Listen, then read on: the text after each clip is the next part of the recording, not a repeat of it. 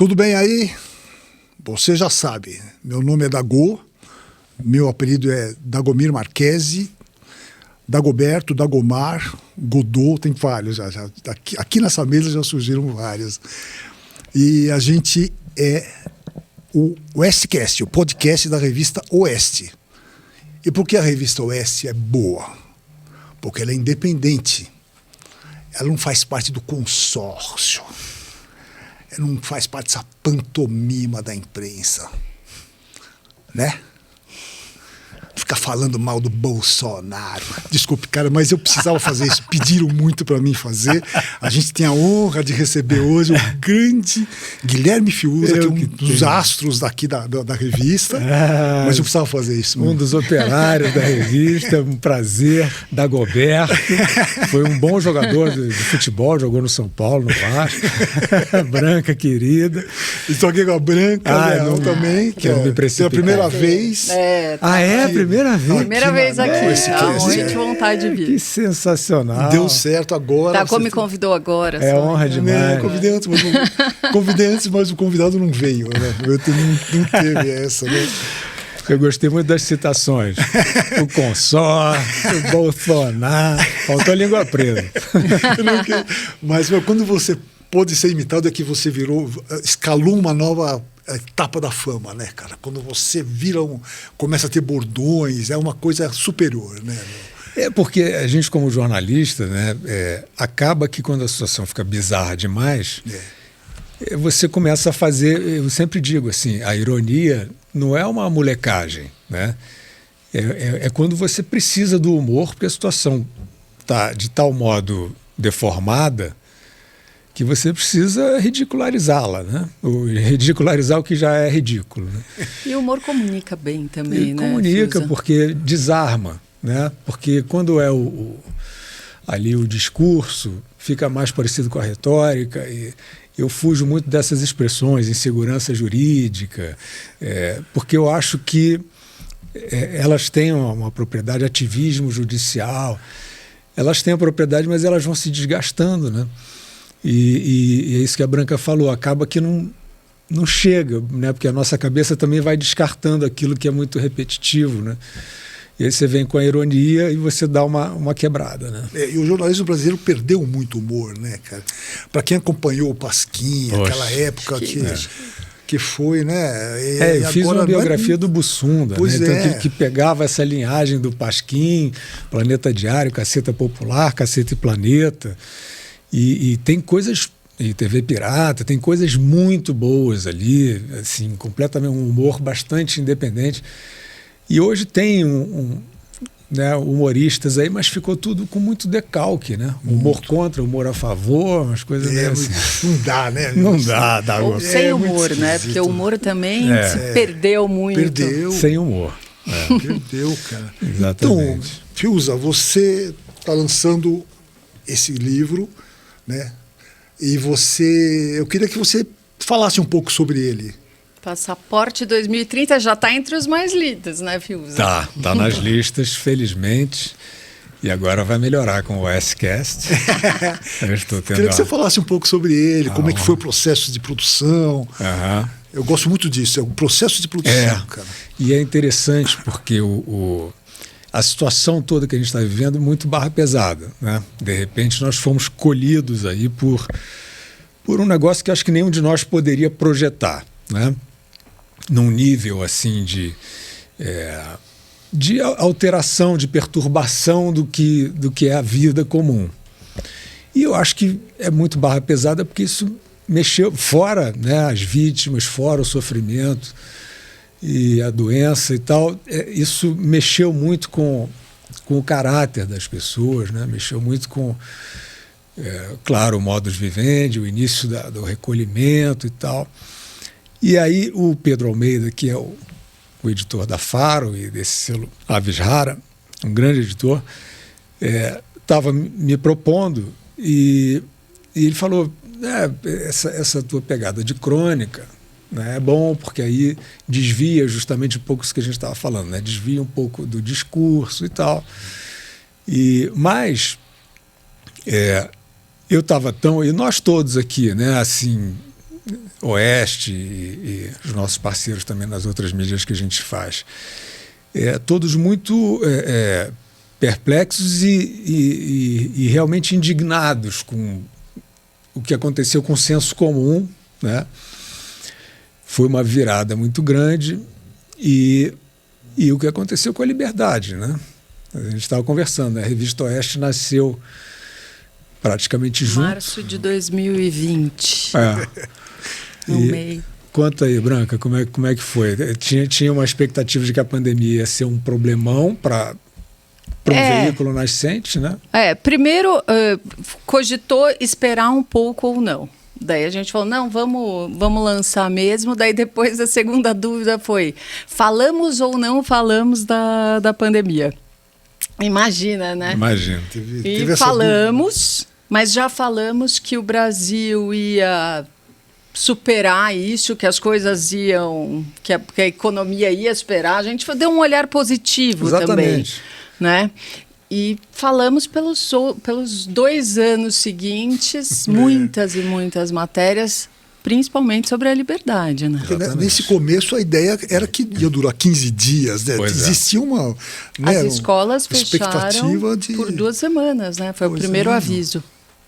E a gente acabou na Oeste, né, falando até mais das medidas que foram escolhidas, bizarras, absurdas, muitas delas, do que o flagelo em si, que, né, já era uma coisa terrível, mas que, né, numa situação assim onde não houvesse uma impostura como houve, né, assim, esses loucos tentando bater nas pessoas, tentando trancar as pessoas de uma maneira totalmente sem critério nenhum, e evidentemente que aí a nossa cobertura passou a ser muito mais voltada para estampar alguma coisa que a imprensa não estava estampando, como estava sendo cúmplice, né? A gente não quer aqui ser hostil a ninguém, mas a verdade é essa, né? O que eu acho, da Fiuza, é que foram 2 coisas assim muito importantes, eu acho, né? Falar. Uma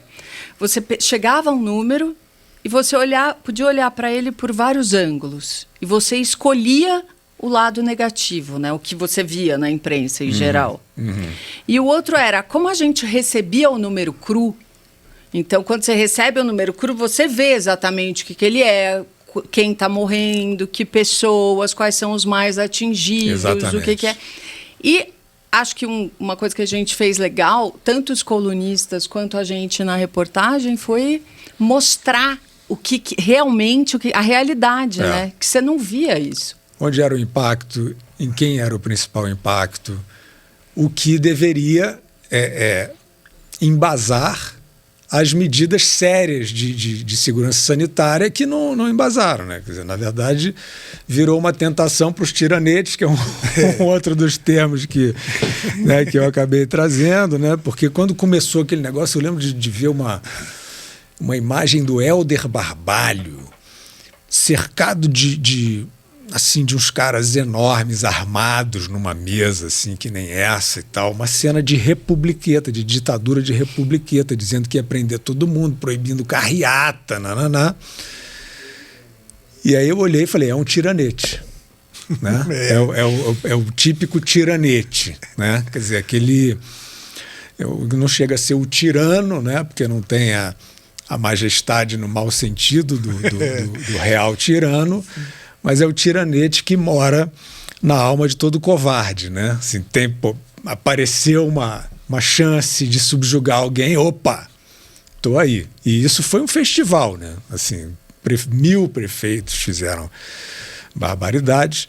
E aí a história do livro, assim, no início era isso, assim, uma barra muito pesada, como é que vai ser para abordar, não sei o quê, mas aí rapidamente começou a acontecer isso, sobre a tragédia, sobre o flagelo, né, se impôs a demagogia, né, a caçada, né, uma caçada à liberdade totalmente, é uma coisa obscura mesmo. Mas tem esse lado tiranete que você abordou muito bem, mas às vezes me parece que A impressão que me dá é que foi assim uma narrativa, vamos derrubar o Bolsonaro chamando ele de genocida. E eles se apegaram a isso com tanta força que virou uma narrativa única, né? Não sei, porque é tão artificial o que aconteceu, é tão fora da realidade, ficou... E até hoje, né? Até hoje Mas foi mundial, né? Foi mundial. O que é assustador... A questão... Não, é porque você viu o mundo... O Trudeau é um tiranete. Bom, né? Despertou, né? Despertou geral, A história a origem disso, não dá nem para entrar, porque né, o nosso espectador não merece assim, esse mergulho nas trevas, mas a origem da pandemia, né, que a Oeste abordou bastante também, isso foi uma questão altamente suspeita e continua sendo, né? Havia um estudo de ganho de função, né, como se sabe, que é uma manipulação do coronavírus, supostamente com a finalidade de desenvolver um imunizante para o caso da natureza chegar àquele ponto e você já está preparado. Esse é o discurso do Bill Gates, que é um discurso tosco, idiota, que ele está há anos, e desde que ele, não que eu seja mais sagaz do que alguém, mas desde que começou esse negócio das palestras do Bill Gates, porque as pandemias, porque as vacinas... Eu falava assim, Bill Gates é o oráculo da medicina, sempre achei estranho, sempre me bateu estranho. E aí estava esse louco, né, esse obsessivo, falando desse negócio e tal. E, de repente, surge na cidade de Wuhan, onde existe o Instituto de Virologia de Wuhan, onde estava sendo feita justamente esta pesquisa entre aspas, né? Esse trabalho de manipulação, de desenvolvimento, de ganho de função, né? Supostamente para desenvolver a vacina para humanos. E aí descobre-se que isso é bancado, né, pelos programas geridos pelo Anthony Fauci, que é o assessor de saúde da Casa Branca, que é um nome fraco para o manda-chuva de toda a saúde nos Estados Unidos, com um orçamento bilionário, desenvolvendo isso na China. Um lugar bom para desenvolver, né? Uma ditadura. É aberto, né? Transparente, auditável. Né? Tanto que depois, a gente está até rindo, é uma coisa horrível, mas o Passaporte 2030 tem muito isso. Você tem que realmente levar para... Você está sendo alvo de uma zombaria. Então, na verdade, você tem que zombar de volta para que fique claro. Depois até veio uma missão da OMS. A OMS, por sua vez, que recebe uma fortuna do senhor Bill Gates, as pessoas não ligam os pontos, né? O cara que está falando que vai ter pandemia, que vai ter vacina, que vai salvar, não sei o quê, é um grande financiador da OMS. Aí vai uma missão da OMS, então, quando isso vazou, né, que tinha essa pesquisa no Instituto de Virologia de Wuhan, aí vai uma missão da OMS, que também tem, né, um grande investimento da China. Tudo coincidência, né? E aí, tudo bem, vai a missão da OMS, mas o Xi Jinping tem que aprovar os integrantes da missão. Assim, é uma piada pronta, sem graça, mas é uma piada eles não pronta. podiam nem olhar para o lado, né? Essa missão foi controlada do começo ao fim. Aí, evidentemente, que nessa hora eu penso assim, pô, o cara está zombando de mim, o cara está zombando da minha parca inteligência. Então, aí tem, né? Eu descrevo no Passaporte 2030 a chegada dessa missão da OMS, né, autorizada pelo Xi Jinping, para investigar a origem do vírus. Aí eu descrevo, eles passam, entrevistam os porteiros de todos os laboratórios, né? Passou algum vírus por aqui, vocês viram passar, escapou algum SARS-CoV-2. Aqui eles disseram, não senhor, aqui não passou ninguém, não dormia, não. Porque é realmente ridículo dentro de uma coisa muito, muito grave, muito delicada. O princípio de você inventar doença para criar a vacina é totalmente... Isso sempre esteve nessa fronteira, né? Isso sempre teve assim, se você não tiver, é isso que eu falo, se você não tiver o império da boa-fé, sempre digo isso, não adianta, isso não é um papo de poliana. As sociedades não são feitas com um monte de salvaguarda para mitigar a má-fé. Não tem salvaguarda suficiente, não tem lei suficiente que salve uma sociedade do vício, da pilantragem. Então, essa questão de saúde sempre esteve nessa fronteira, porque é uma indústria muito forte, que dá muito dinheiro. E tudo bem, assim, quando é feito dentro da boa-fé, ótimo, você vende medicamento, você, né, tem dinheiro para investir em pesquisa e tal, mas está sempre ali na fronteirinha. E já aconteceu, na primeira vez, que há um desvio, né, uma artificialidade. Ô, Fiuza, como é que foi a sua pandemia, assim? Você ficou em casa? Como é que foi, assim, né? Porque todo mundo... Não, eu ia para a praia, porque, assim, teve até uma cena, nunca contei isso publicamente, né? Vocês estão me levando para... Não, o que aconteceu é o seguinte, lockdown, né? Nós todos ficamos o tempo todo, não abandonamos o nosso bom senso. Não que a gente, né, seja onisciente, mas... Tal. Então, aquele negócio de proibir a praia, eu sempre achei esquisito.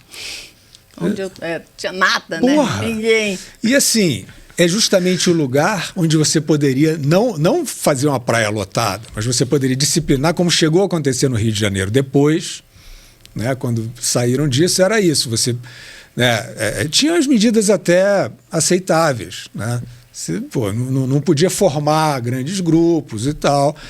E aí você tem que apostar no bom senso das pessoas, você tem que apostar na sua capacidade de pedagógica, né? Isso aí, gente, vão todo mundo junto e tal, é ao ar livre, tem que disciplinar, parques, tudo isso poderia ter sido feito e não foi feito em lugar nenhum do mundo. Ou talvez uma pequena localidade ou outra, né? Você dar às pessoas a possibilidade de chegar ao ar livre, os idosos principalmente, pegar sol, né? Como é que pode você conceber uma política sanitária todo mundo trancado em casa? Isso é um assassinato, né? E aí, eu trabalho em casa. Então, assim, eu não tinha muito essa questão de ter que me deslocar, ir para um escritório e tal. Eu tenho vários deslocamentos como esse, por exemplo, mas que não são tão regulares, sistemáticos. E então, o que eu fazia? É claro que todos nós, eu acho que ganhamos imediatamente um apreço muito maior pela saúde, pelo sol, pela natureza, acho que todo mundo, né? Porque ficou aquela coisa assim, bom, primeiro tem uma ameaça de saúde e depois tem uma super restrição de circulação. E aí eu percebia que a campanha do consórcio de imprensa, né, que eu falo assim, o deboche é porque o deboche vem deles, é um papelão. Era essa, né? Mandeta, ninguém sai, não sei o quê, quem sair está... nego fotografava, né? Assim, os nazistinhas também apareceram. Não vi nenhuma foto sua na praia. Nesse... Pois é, não fizeram. Te fotografou. Mas o que aconteceu comigo? Eu percebi, então, que a propaganda da mídia estava sendo suficiente para as pessoas não circularem, praticamente, mas tinha lá, né, na praia, enfim. Né, eu moro no Rio de Janeiro, então, né, se fosse aqui em São Paulo, eu veria se tinha chance de ir ao parque. Né? E aí eu via que a guarda, né, que estava lá incumbida de manter aquela segurança sanitária suposta e absurda, ela estava meio na dúvida. Então tinha aquelas cenas das pessoas sendo arrastadas, resgatadas no mar, não sei o que, eu acho que nos momentos em que ficou mais rigoroso. Teve momentos que não ficava tão rigoroso. Aí eu só estou contando isso porque teve um dia que estava um tempo nublado, meio frio, tinha ninguém na praia, só eu. E eu fui lá para dar um mergulho, porque eu fazia um pouquinho de nadar no mar e fazer um pouquinho de exercício. E aí veio vindo um jeepzinho, um triciclozinho daqueles de moto da guarda, que era a guarda que estava patrulhando isso. E acho que os caras não acreditaram na cena, porque assim, já tinha propaganda, as pessoas não estavam saindo e estava um tempo horrível para a praia. E os caras viram, né, aquele maluco ali. Mas eles tinham aquela incumbência, né? Aí eu estava assim, tipo, indo em direção ao mar, estavam passando assim pelo meio da areia, pararam, aí um deles saltou, mas eu já me dirigi a eles imediatamente. Né? Tipo assim, não vou fazer uma arruaça aqui e tal. O senhor não sabe que é proibido? Aí eu fiquei desconcertado, não sabia o que fazer, porque era uma regra da qual eu discordava e que eu sabia que não era eficaz, mas eu não ia discutir isso com ele. E eu só virei para ele assim, posso dar só um mergulhinho? Aí ele também deu uma desconcertada. Aí ele repetiu, tá, só um mergulhinho. Usou o diminutivo. Aí eu fui lá, mergulhei e tal, fiz uma física e saí. Isso é uma triste caricatura de uma bagunça, né? De uma coisa que não era racional. Você pediu autorização para dar um mergulhinho. E assim, o cara falar, eu jamais... né, óbvio, pode. Eu jamais descumpriria uma medida racional, mas depois teve toque de recolher. Aquele negócio, já estavam as coisas funcionando durante o dia, de repente chegava de noite e virava uma ditadura. E era ostensivo, e as forças estavam ali encarregadas de hostilidade mesmo e tal. Uma coisa bizarra, que nem as gôndolas do supermercado, não sei o quê. Então, um período muito, muito peculiar, muito estranho, mas que eu acho que apareceu também muito a saúde das pessoas que não queriam abrir mão do seu bom senso, da sua liberdade, respeitando a situação e os outros. E aí o Passaporte 2030 é um pouco essa... É um pouco retrato dessa época. Essa crônica, principalmente do que aconteceu com a coletividade, né? Quer dizer, como a coletividade aceitou algo que, na minha modesta opinião, era uma propaganda grosseira. Ô, Fiuza, você falou do Bill Gates, né? Se fosse eleger assim, os 3 piores e os 3 que mandaram razoavelmente bem nessa pandemia, quem que você colocaria aí? Bill Gates e quem nos piores? Nos piores? A lista tá grande. Não, os vilões, né? Vamos falar aqui. Os vilões, Também não quero transformar isso num cavalo de batalha, numa propaganda enfim, né? A Microsoft, importantíssima. Vamos fazer todas as relativizações. Eu não estou cismado com ninguém, mas nesse programa também não dá para a gente falar de tudo que a gente já falou um pouquinho, né? Assim, do que seria o princípio de saúde e o que está sendo feito. Mas acho que os vilões principais são o Bill Gates, o Anthony Fauci, sim, né?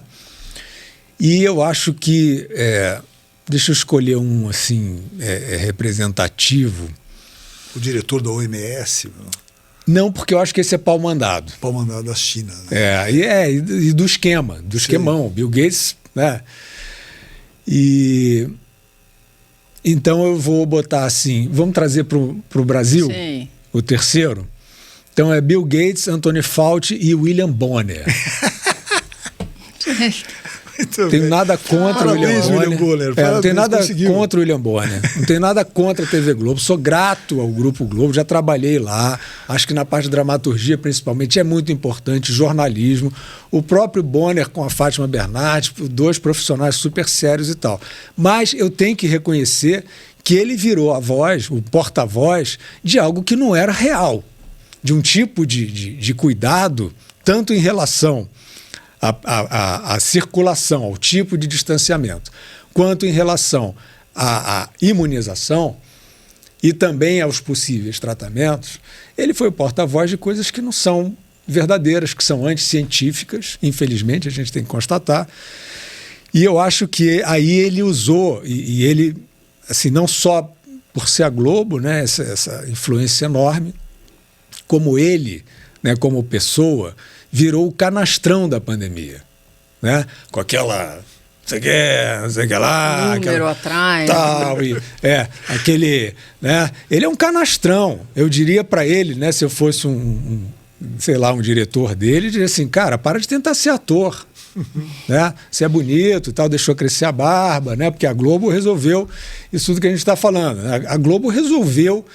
E como a imprensa toda, a grande imprensa toda, resolveu surfar nesse ativo do progressista, inventando uma ética por dia.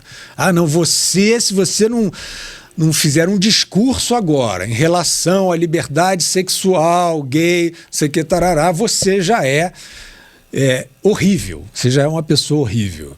A Globo entrou nisso. Eu espero que ela saia, eu torço por ela, uma instituição importantíssima, e eu não tenho nada contra ninguém. Mas o fato é que eles entraram nesse negócio, aí aparece o William Bonner de barba, né? E aí, companheiro, desculpa, né? Assim, é claro que isso é grosseiro. Ele pode ter barba, eu acho que ele fica bonito de barba, inclusive, não é nada contra a barba assim. Mas é aquela coisa do cara que sempre foi o outdoor careta, de um telejornal careta, que fingiu que continua sendo careta, no sentido da seriedade, mas descolado na estampa, que nem a Fátima Bernardes, né? Que virou uma hippie com meio século de atraso, né? De boutique, com aquela conversinha de eu sou inclusivo. Que isso, cara? Tá jogando fora o avanço que nós tivemos em décadas de aceitação, de tolerância, de afirmação de minoria. Estão fingindo que é uma sociedade horrível, reacionária, e que a Fátima Bernardes é o desbunde. Tá tudo errado. Você sempre fala isso, eu acho isso super importante. Eu acho que porque parece que a gente vive numa sociedade em que os gays são mortos na rua. Tipo. Agora, outra coisa que você falou também durante a pandemia, e que eu não tinha chance de falar para você quanto eu era solidário a você, mas durante a transmissão daquela CPI horrorosa, a CPI circense, que eu acho um desrespeito ao circo, inclusive, usar esse termo, você dizia que se dava muita atenção para o fato, que era melhor deixar aquilo para lá. Eu acho isso uma questão não resolvida, mas é uma questão ética muito importante para o jornalismo. Quando está acontecendo um negócio horrível, você deve falar dele, insistir nele, ou deixar que ele aconteça sem dar muita bola. Eu me solidarizei a você, porque você falava todo dia isso. Não, porque a questão é como você vai abordar, né? Então, assim, o que eu dizia, e eu tinha que tomar muito cuidado, principalmente no Pingos nos Is, porque é claro que era um assunto que estava dominando, e a imprensa, assim, quando o assunto está dominante, não adianta você também dizer assim, não, eu vou para o outro lado, não vou refletir. Como você disse, é difícil. Mas, assim, era, de fato, uma armadilha de mídia, a CPI, né? Era claramente uma armadilha de mídia. E aí, quando é uma armadilha de mídia, eu acho que você tem que cortar sim. Não deixando de falar, mas abordando, por exemplo, né?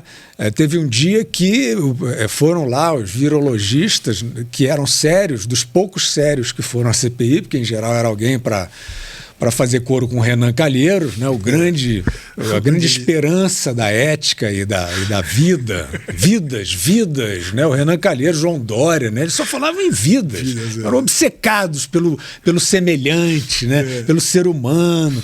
Força, Renan, tudo aquilo que a gente viu. E assim, aí, por exemplo, tem um dia que vão lá os virologistas e aí a CPI, os comandantes da CPI deixam a sala... Vão lá dar uma entrevista para o consórcio, o Randolph, né, essa figura patética, né? E eu digo patética assim, não tem nada a ver com o jeito dele ou com nada, não. É porque ele é medíocre, esse cara é medíocre, ele tenta ter um protagonismo que ele não tem capacidade para ter.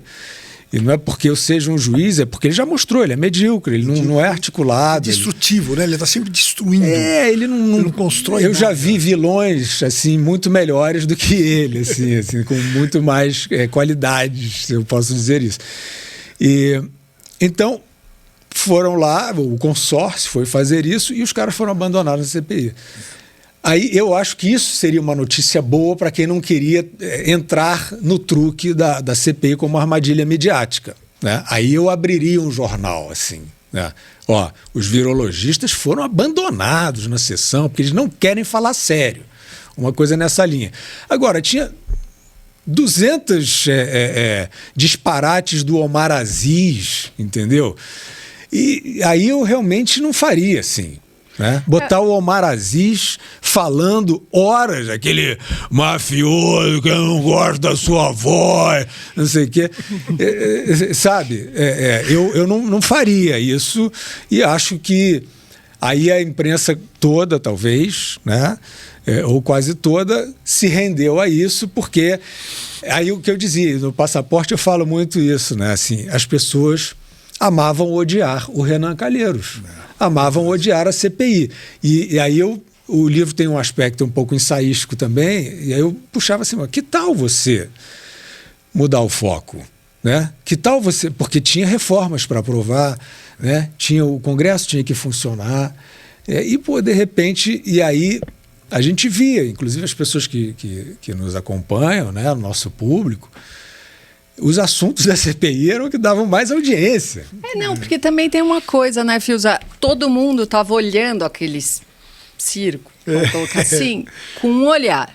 E vocês davam um outro, né, sobre aquilo. Vocês, a gente aqui. Então, daí também tem um lado importante de falar, né?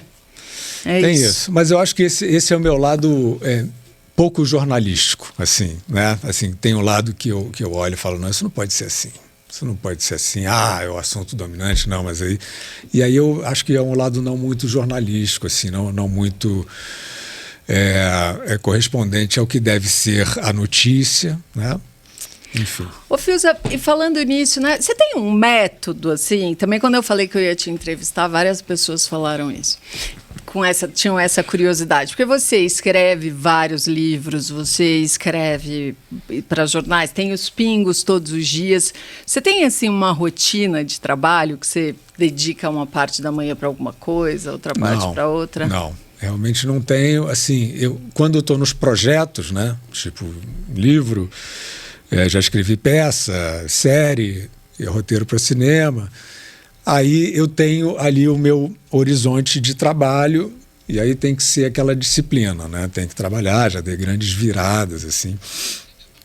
Mas no dia a dia, não. Assim, acho que hoje em dia a gente tem uma maneira de absorver informações diferente, né? Porque, é claro, antigamente eu via o Jornal Nacional, lia a Veja, lia Isto É. Você lê hoje esses mídias? Não, nenhuma, imagina. Menor possibilidade. Até porque, assim, não é que eu esteja desfazendo da função do jornalista. Eu me assumo como meio um ex-jornalista, né? Quer dizer, o que eu me proponho a fazer é observar, né? Temos aí um tempo de observação, temos uma bagagem de lidar com informação, né? Continuamos lendo muito né? E aí, a partir disso, tentar discernir, né? Ajudar o público a discernir, né? com o que a gente pode trazer. Na crônica, no comentário, na opinião. Então, eu acho que hoje em dia tem um jeito de consumir informação muito legal. Porque eu acho que ficou muito mais seletivo, porque essa imprensa desmoronou. Então, assim, antigamente...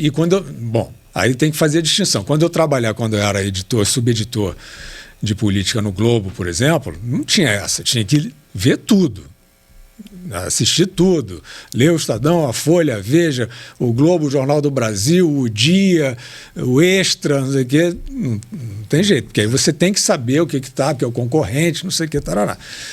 Aí você está realmente trabalhando com o furo, né, com a novidade, não sei o quê. Eu não trabalho com isso atualmente. Quer dizer, os pingos, a Jovem Pan trabalham, mas quando os pingos dão um furo, já aconteceu até de eu trazer. Por exemplo, o caso das vítimas de vacina, muitas vezes eu trouxe.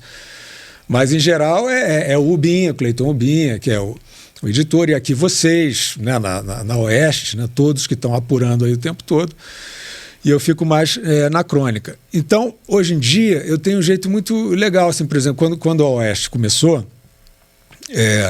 eu estava ali preocupado com o meu compromisso de entregar o texto da Oeste, ver o texto dos colegas e tal, não sei o quê. Aí, de repente, eu comecei a ver que a cobertura diária, né, aquelas abordagens curtas dos assuntos imediatos da Oeste me agradava.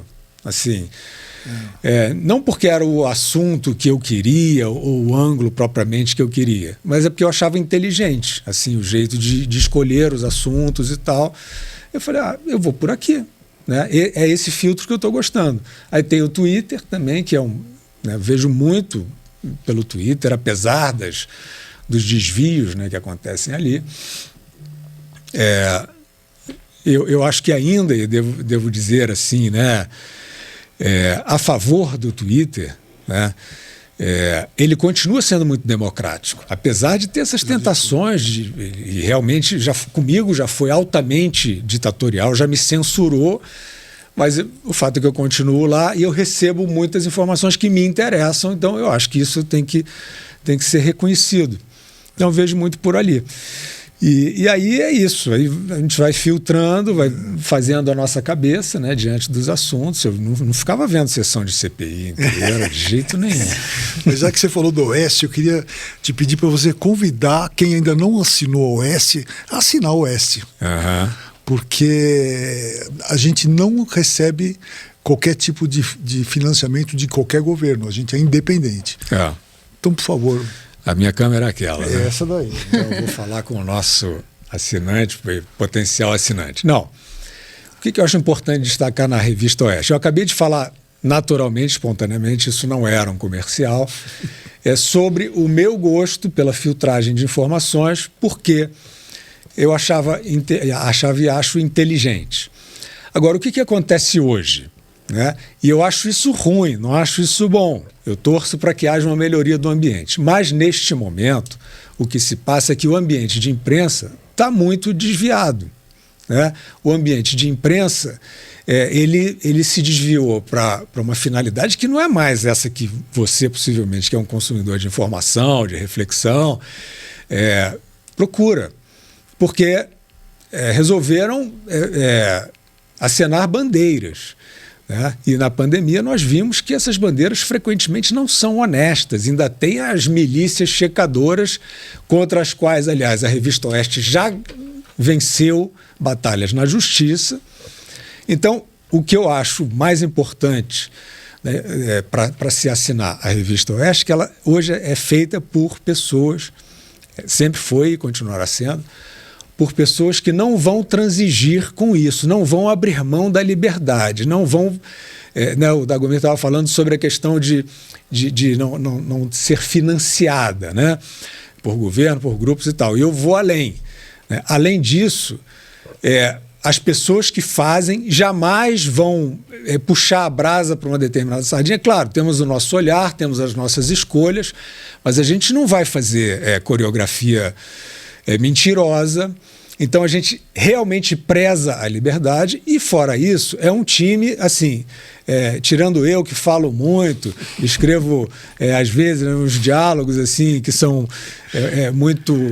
muita palhaçada para a seriedade do veículo, mas é um timaço. É um timaço, né? Guzo, Augusto, Dagomir, Branca, Silvio Navarro, Ana Paula, Constantino, cada um na sua. Você pode botar o seu filtro também, mas é gente que está trazendo, de fato, uma abordagem muito especial e, infelizmente, rara da realidade brasileira e mundial. Falei para a câmera. Muito bom.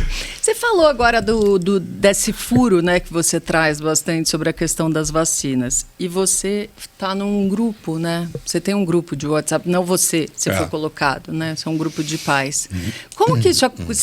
eles que te procuraram, Fiuza? Na verdade, isso começou assim. A Valéria Scher, que é uma psicóloga, é uma pessoa que eu conheci, assim, amiga de amigos e tal, mas não de encontrar muito, mas mais de rede social. E ela, nesse período da pandemia, a Valéria Scher e a Karina Michelin, que é uma jornalista brasileira que mora na Itália, foram as pessoas que eu vi falando, porque eu me senti imediatamente assim, meio cercado, porque ninguém estava fazendo a crítica que eu achava que era óbvia, né, modestamente. E a Valéria e a Karina eram duas pessoas que estavam assim, tipo, um pouco como eu. Não pode ser assim, não é assim, isso tá não sei o que. Tá. E aí, evidentemente, que a gente colou, né? E principalmente a Valéria foi uma pessoa que, na base do voluntariado, começou a se aproximar, porque calhou de conhecer e porque estava com a antena também esperta, a se aproximar de famílias que tinham possivelmente sofrido com a vacina. E aí apareceu o caso da Thaís Possati de Souza, uma promotora do Rio de Janeiro, de 36 anos, que estava grávida de 5 meses, e tomou a vacina e teve um AVC hemorrágico. E aí foi assim que começou. A Valéria me mandou uma mensagem, falou assim, olha esse caso aqui, olha o que está acontecendo, eu conheço a família, quer fazer contato com a família?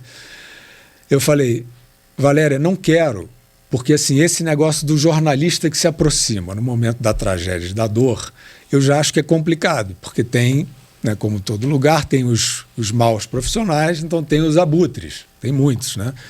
Falei, não quero me aproximar como jornalista e você psicóloga e tal, e ela tem um coração grande. E ela se aproximou da família, porque ela tinha também uma pessoa que facilitou, porque era conhecida dela, que era, eu não sei, cunhada da Thaís, eu acho. Então ela tinha também um caminho e ela começou a receber as informações do pai da Thaís. E aí a gente ficou sabendo que era um caso realmente que tudo indicava que a vacina tinha matado. Ela me falou antes da Thaís morrer. Era assim, a relação temporal era total, a reação que ela estava tendo de trombose e levando a um AVC hemorrágico já era uma dos efeitos adversos descritos como possíveis da vacina. Ela não tinha problema nenhum de saúde, então, pelo amor de Deus, tem que investigar, era o mínimo. O que acontecia? Quando a Thaís estava em coma, eu li em jornais. Isso é muito grave, gente. Eu li em jornais, assim, existe uma grávida em coma que tomou a vacina, mas o problema não foi a vacina. Especialistas. Gente, isso é desumano. Isso é desumano.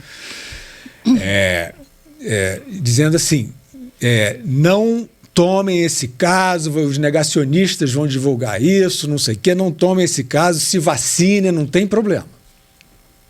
Isso é uma atrocidade, né? Não vamos entrar tanto nisso aqui, porque eu vou subir na mesa e fazer um comício.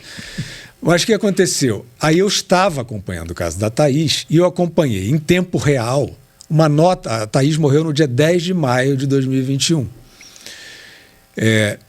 Na noite de 10 de maio, a Anvisa solta uma nota técnica a partir da morte da Thaís, dizendo que a vacina dela não podia ser tomada, vetando a vacina para grávidas. Ou seja, ela foi uma cobaia.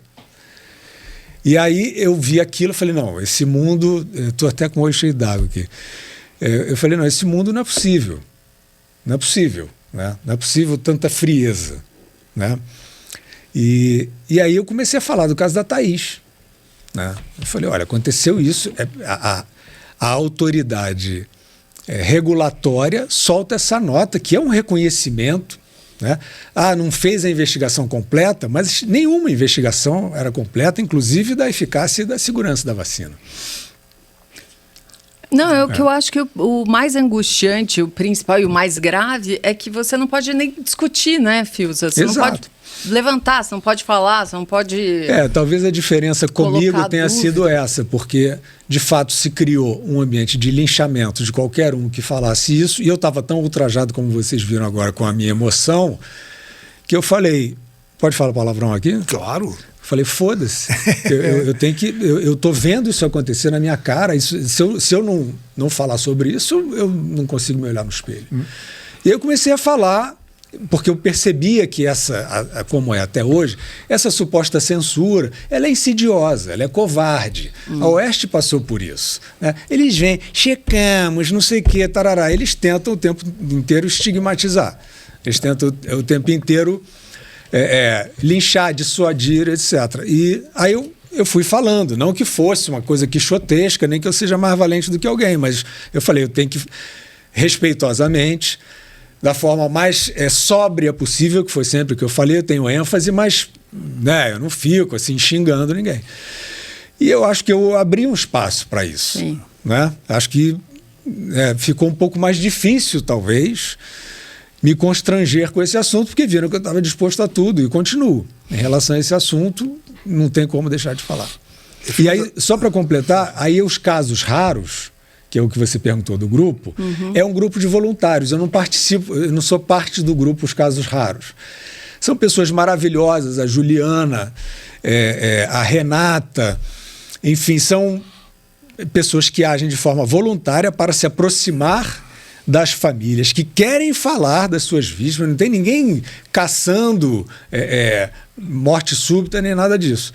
Que querem falar, elas já têm muito conhecimento. Elas fazem o relato no sistema de vigilância dessas pessoas, com prontuário hospitalar, com toda a descrição, com o laudo médico, etc., e pedem a investigação. E é mais de uma centena de casos já, hoje em dia, e nenhum investigado pela autoridade sanitária. Ou seja, é uma vergonha, trabalham muito bem. E aí tem um grupo de WhatsApp dos casos raros que eu participo. E aí a questão da informação, 100% do que eu trouxe veio dessa gente maravilhosa, que eu sou muito grato, que fazem um trabalho incrível. A gente está agora há tipo 10 dias do primeiro turno das eleições, né? E eu sei que você não é profeta e tal, mas você é um cara muito antenado, e a gente vê que as perspectivas de um lado e de outro são apocalípticas, né? Se um ganhar, vai ser o apocalipse, se o outro ganhar, também vai ser. Eu queria saber o que você está sentindo com relação a isso. É o apocalipse? Não, eu acho que eu vou tentar ser conciso, que é uma coisa que eu nunca consigo, mas é olhar o que aconteceu nos Estados Unidos, né? Eu já falei, eu não acredito nessas divisões direita e esquerda como demarcações muito importantes, né? A gente está vendo os traíras do governo, os direitobas chatos, direitalha, né? Chatos que ficavam a vida inteira dizendo a direita, porque a direita... Gente, você quer falar de quê? De reforma fiscal? Você quer falar de honestidade, de liberdade? Fala as coisas, chama as coisas pelos seus nomes. Não, porque a direita. Sim. 90% desses que eu conheci viram uma oportunidade no antibolsonarismo e foram cagar regra. Você já falou que pode ser assim mal criado, como eu sou aqui. Então, totalmente. Foram cagar regra em outra freguesia para dizer que o Bolsonaro não sei o que lá. Vendo reformas que eles, com uma agenda que eles sempre aprovaram, etc. Então, com este lugar de fala, eu diria assim, o que aconteceu nos Estados Unidos, né, não é que a direita perdeu. O Trump não fez um governo direitista no sentido da caricatura. Ele fez um bom governo. Desculpem, não sou eu, os indicadores estão lá. Liberdade, crescimento econômico, aumento da independência norte-americana, não na xenofobia, como acusavam, mas falar grosso com a China, proibido. E eu acho que, enfim, aí dando a volta, a pandemia apareceu nesse momento, né? E vamos ligar isso aí. Estes que estão sendo investigados, isso não é uma teoria conspiratória minha, estão sendo investigados, inclusive no Senado americano, por esta operação de Wuhan, que é altamente suspeita, e hoje é a principal hipótese para o surgimento do vírus, eram os mais interessados que o Trump perdesse a eleição, porque eles queriam um despachante, volto a dizer, não queriam a esquerda no poder, eles queriam um despachante, e eles têm um despachante hoje, que é o Joe Biden, que diz que se você tomar vacina de Covid, você não vai adoecer. Um mentiroso que passa impune porque está no topo do sistema. Parece um clichê essa fala, mas é a pura verdade, é o que a gente está assistindo. E como foi a eleição americana? Foi uma eleição imunda, uma eleição que os votos pelo correio por causa da Covid. Então, é claro, a China não queria o Trump, esses malucos de Davos não queriam o Trump, porque querem seus negócios particulares, não acho que é globalismo, governo mundial, nem esquerda, nem nada disso, querem seus negócios particulares. Eram os maiores interessados e a Covid apareceu assim. E o Trump foi desalojado, não tinha um antitrampismo enorme, porque os indicadores, volto a dizer, eram bons lá, para toda a sociedade. Os caras do clubinho é que estavam perdendo. E acho que o Brasil é o mesmo dilema, é o mesmíssimo dilema, né? Quer dizer, posso dizer isso sem um absurdo? Existe uma névoa de desconfiança em torno da eleição, porque o árbitro da eleição faz política ostensivamente, de uma forma grosseira, tenta atacar o presidente de todas as formas. Então, isso já é um dado para você fazer o paralelo e dizer assim, bom, lá esculhambaram a eleição e emergiu o fenomenal Joe Biden, que cumprimenta fantasmas, e aqui querem ressuscitar a assombração Lula da Silva, fingindo que o povo tem amnésia, não sei o quê. E é claro que aí o processo eleitoral, eu assim, realmente não acho que é assim, opção A, opção B. É porque hoje o Bolsonaro representa, como o Temer também no governo de transição representou, aquilo assim, olha, vamos sair dos esquemas, né? Sei lá, deve continuar tendo um aqui, outro ali, mas não, vamos sair do governo dos esquemas, né? Tudo dominado, como virou na época do PT, e vamos deixar aparecer a agenda brasileira. O Temer fez isso e o Bolsonaro, em quem eu não apostava muito para esse tipo de coisa, foi bem pragmático e fez. Então, acho que hoje é isso. Milhões de pessoas vão às ruas porque percebem, né, que é ou a democracia ou o que está acontecendo nos Estados Unidos, que é o início do fim da democracia. Você, pelo que eu entendo, você acredita mais numa política de princípios e menos carteirinha de esquerda e direita, que já esgotou. Porque você vê o Weintraub, entendeu? Assim, não precisa ir muito longe. O Weintraub era, né? Weintraub, Abraham Weintraub, né?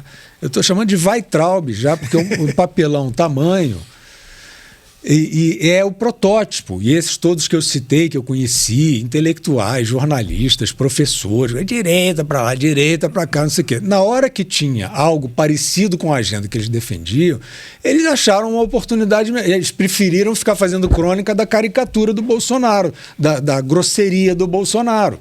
Eu não acho honesto. E o Weintraub é a prova disso, né? Era ali olavista, e nada contra o Olavo de Carvalho, um teórico importante, mas que trouxe muito essa questão, né? A direita como uma demarcação virtuosa e a esquerda como uma demarcação problemática. E eu já até cheguei a conversar com ele uma vez na entrevista nos Pingos sobre isso, e ele respeitava o meu ponto, eu também respeito o que era o ponto dele. Mas o Weintraub, para mim, é a caricatura, como vários outros. Santos Cruz, militares, civis, Ernesto Araújo, todos tinham toda essa cartilha. Se fosse uma doutrina, né? Se fosse uma ideologia, então tá bom, a ideologia chegou ao poder, ninguém vai se afastar. Mas o que a gente vê é o seguinte, no que a oportunidade para o seu projeto pessoal se distanciou do que você queria, aí você começa a combater tudo aquilo que você supostamente defende, né? E aí, para mim, acabou. Não tem direito. E a esquerda é o oposto, né? Você vê, os banqueiros hoje são a esquerda.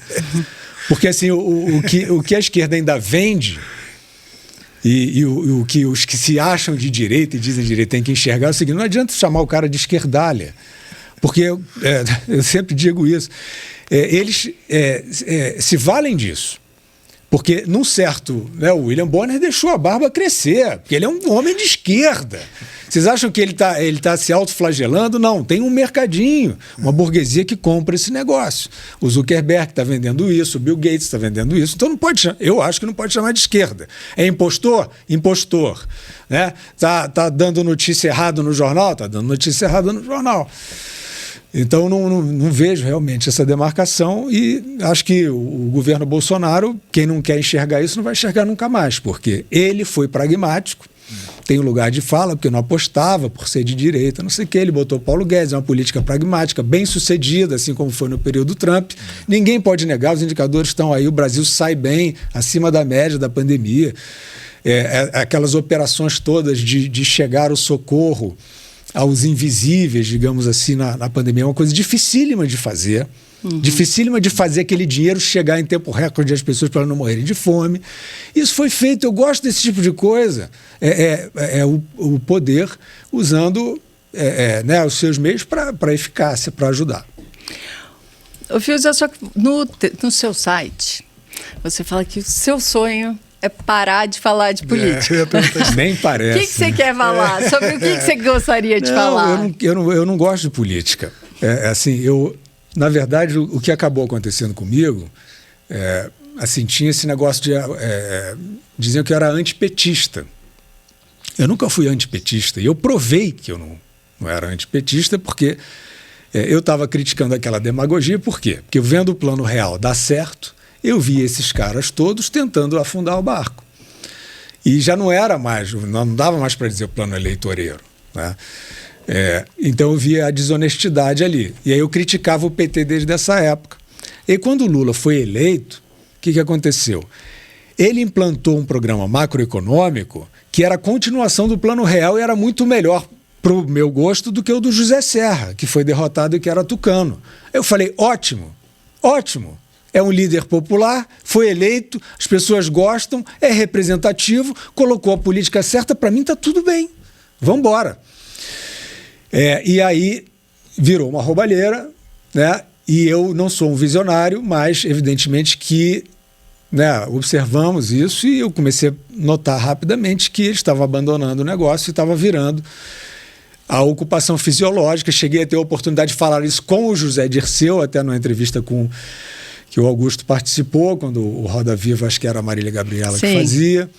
E por acaso eu saí do táxi junto com o Zé Dirceu, quer dizer, eu saí do meu, ele saiu do dele, de cara eu já tinha esculhambado com ele, assim, não esculhambado com ele, tinha refletido as coisas que ele já fazia. Já tinha tido mensalão, mas eu respeito todo mundo, não sou aquele que eu vou hostilizar, né, até pelo meu trabalho. E aí fomos conversando até o estúdio, eu tive essa experiência, e a Dilma estava começando. E eu falei, olha só, vocês começaram muito bem, mas esse negócio de aparelhar tudo, que vocês estão indo, e eu estou vendo que vocês estão indo, fisiologismo total, isso aí não vai dar bom nem para vocês.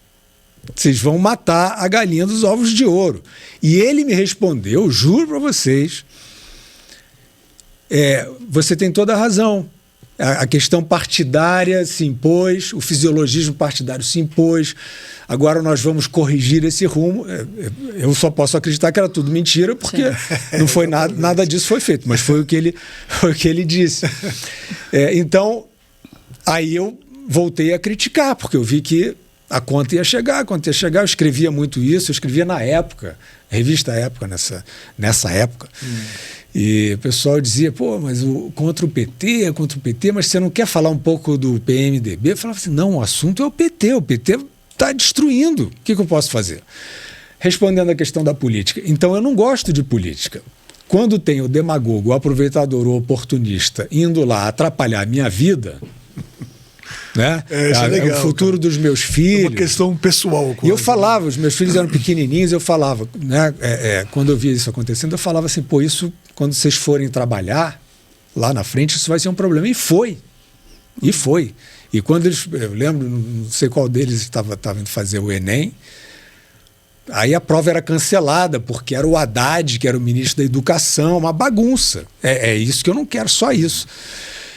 Mas eu gosto realmente de... A Branca é minha editora e ela é um pouco culpada porque ela fustiga, ela fala, não, vamos fazer aqueles diálogos lá. E eu sou roteirista, eu gosto de humor, eu sempre li muito Luiz Fernando Veríssimo, eu sempre li muito, enfim, né, toda a parte de humor do Cacete Planeta, que eu acabei biografando. E eu não sei quantos mais eu posso... Nelson Rodrigues, que eu acho que eu vejo muito humor também no Nelson Rodrigues, né, que tem drama também. Então eu quero isso, assim, eu acho que a vida tem sempre muita coisa para tematizar, né, assim, não falta assunto. Então, mas isso que eu ia te perguntar, eu confesso, eu tenho estado num estado difícil com a cultura brasileira, com o cinema brasileiro, e eu achei o Meu Nome Não é Johnny uma das melhores coisas que eu vi de cinema brasileiro. Você assiste, né, tem uma história que te conta, ninguém está te querendo te fazer a cabeça de nada com relação a... É uma história, tira a sua conclusão.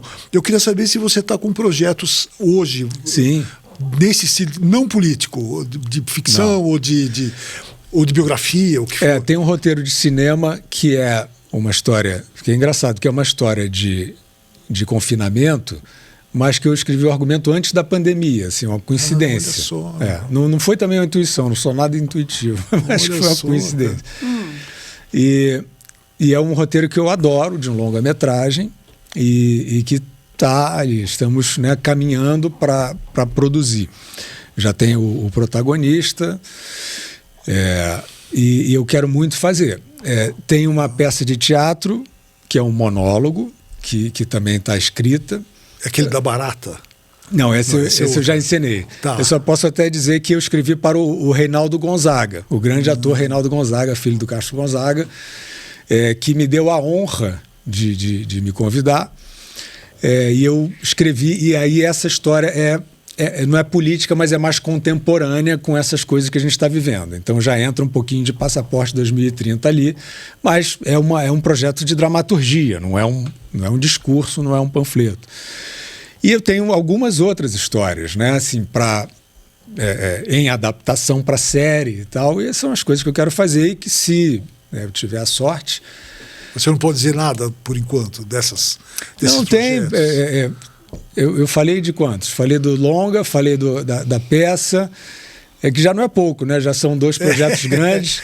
Tem uma adaptação do Império do Oprimido, que é um romance que eu escrevi, que esse tem fundo político, mas não depende do fundo político, e que eu estou em tratativas para produzir para a série, né? Porque esse mercado também se abriu muito, né? Assim, com o streaming e tal. Antigamente era muito difícil. Você vai botar em que televisão ou em que sala de cinema, né? Hoje em dia tem muito mais meios. Então, tem isso, e tem outras histórias também que eu tenho na gaveta. Se tiver algum produtor forte aí assistindo, pode me ligar. Você se sente mais jornalista ou escritor? Não, eu sou escritor.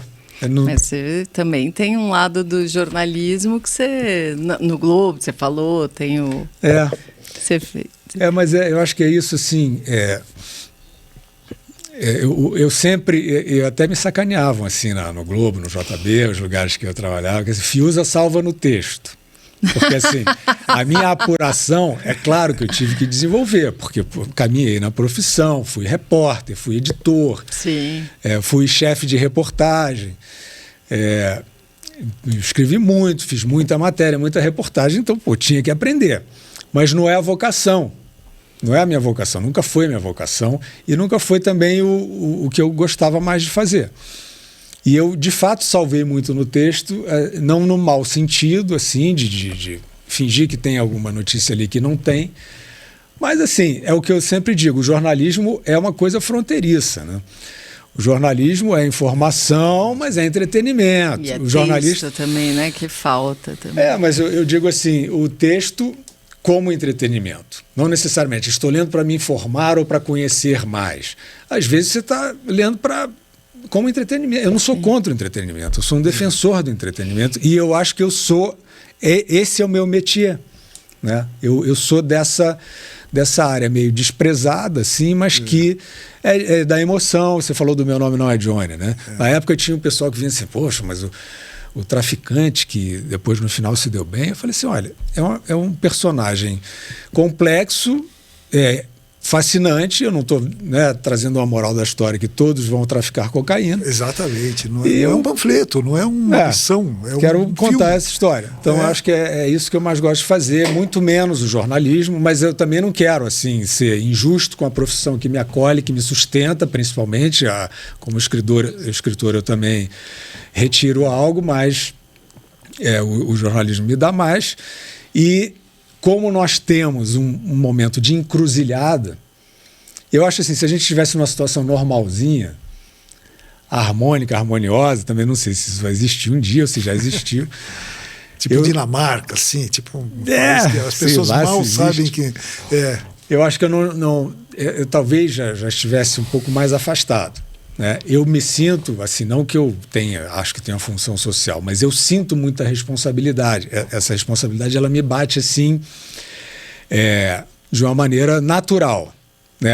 Preciso falar disso, porque não sei o quê. Na hora bateu, já achei, e já pensei no que eu vou escrever para Oeste, já pensei na pauta dos pingos, e na Gazeta, nas coisas que eu faço, né? Então, eu acho que é isso, eu tenho muita preocupação. Eu acho que eu preciso fazer a crítica, não que ela vá ser a crítica certa, mas eu tenho muito essa... Ô, Fiuza, mas você falou, né, do ler por prazer, o que você faz, assim, nos momentos de... Eu só ver o horário do meu avião. Tá. Eu já estou sabendo. Né? Não, mas fala Desculpa, para quebrar o protocolo. Esses momentos de lazer absoluto, né? Prazer, o ócio pelo ócio. Eu gosto...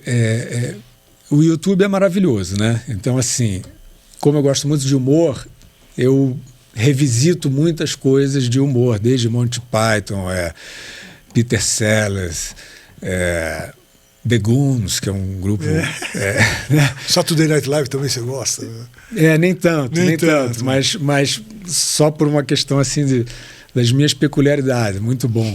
E eu faço muito isso. E eu gosto muito de reler. Então, assim, os Nelson Rodrigues, né, volta e meia eu pego, releio. Tem umas coisas de crônica que eu adoro, tipo Hélio Pellegrino, né? Aí a direita que estiver assistindo fala psicanalista de esquerda, comunista, não sei o quê. Mas o cara é muito bom, João Saldanha. Como cronista, fez muito a minha cabeça. O Domingos Oliveira, de quem eu fui muito amigo, assim, como autor, então sempre estou relendo o Domingos, roteiro, livro, vendo filmes, né? Então essa é a minha distração. Legal, cara. E quanto mais quente, melhor. Assim, eu revejo muitos filmes, mas sei, ali Marilyn Monroe, Jack Lemmon e Tony Curtis, né? Aquilo ali, para mim, de vez em quando eu quero assim ir para outro planeta, zona de conforto total. Eu vou ver aquilo que eu amo. É isso aí, viu? Branca, d'água. Que bom, queria ficar aqui mais umas 3 horas. Eu ia te falar isso, se você quiser voltar nas próximas 3 semanas, a gente... Posso morar aqui? Pode morar. A gente faz uma caminha aqui. Você lembra desse... Eu fazendo a paródia da situação do Lula com o William Bonner, né? Que o William Bonner, candidato, o senhor não deve nada. Aí é claro que eu levei para bagaceira, né? Aí eu fui falando, você podia repetir isso? Eu gostei tanto. Não, você pode repetir olhando para aquela câmera? Aí chega uma hora que ele fala, posso morar aqui? Ele, candidato, mas nós não moramos aqui. Achei que vocês morassem, mas eu posso morar onde vocês moram? Pode. Muito obrigado. Muito obrigado, gente. Passaporte 2030. Opa. Todas as livrarias do Brasil. Isso. Tá certo? Muito obrigado a você. Com apoio... E Revista Oeste. Por ter vindo aqui hoje. Adorei. Primeira de uma longa série. Isso. E Revista Oeste, assine a Revista Oeste, inscreva-se no nosso canal, clique no sininho para saber da nova programação. Mais alguma coisa que eu sempre esqueço. Né? Acho que é isso aí. Escreva comentários elogiosos a nosso respeito. Isso. Guilherme Fiuza está aqui agora e toda sexta-feira ele está presente na revista também. Falou? Aí. Muito obrigado. Obrigado, Dago. Muito obrigado. Obrigado. Até a próxima. Obrigada, Fiuza. Valeu.